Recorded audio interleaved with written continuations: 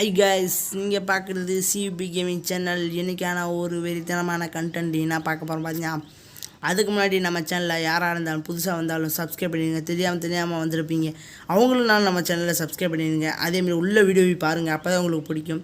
சரியா? நல்லா one tap விழுந்துருக்குன்னு நினைக்கிறேன். பார்த்தா ஒன் டாப் விழுகல. சரியா? ஓகே.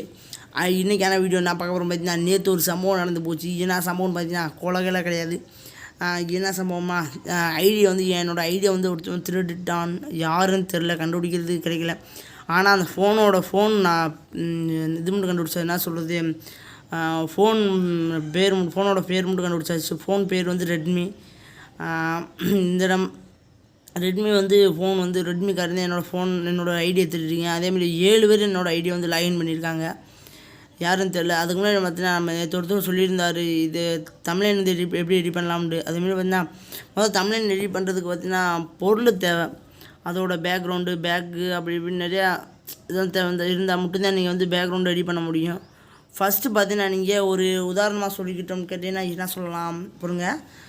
இப்போ ஒரு ஆப்பிள் பழத்தை அறுக்கணும். அதுக்கு வந்து கையை வச்சு அறுக்க முடியாது.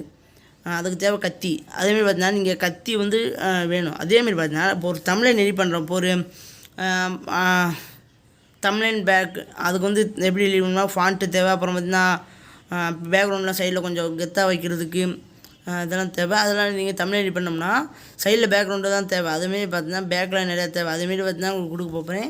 முதல்ல எக்ஸ்ட்ரா பண்ணும்போது பாஸ்வேர்டு கேட்கும். அந்த பாஸ்வேர்டு வந்து நான் சொல்ல மாட்டேன். டவுன்லோட் பண்ணிக்கங்க. டிஸ்கிரிப்ஷனில் லிங்க் இருக்குது, டவுன்லோட் பண்ணிக்கங்க.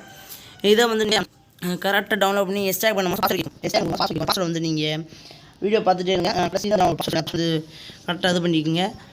நிறையா இது வரும், சாங் வந்துடும். அதுக்கப்புறம் பார்த்தீங்கன்னா இது விட்டுறாதீங்க. சாங் வந்துடும். சாங் வந்தோடனே கொஞ்சமாக அதில் பாஸ்வேர்டு வந்து சைடில் நான் சொல்லுவேன்.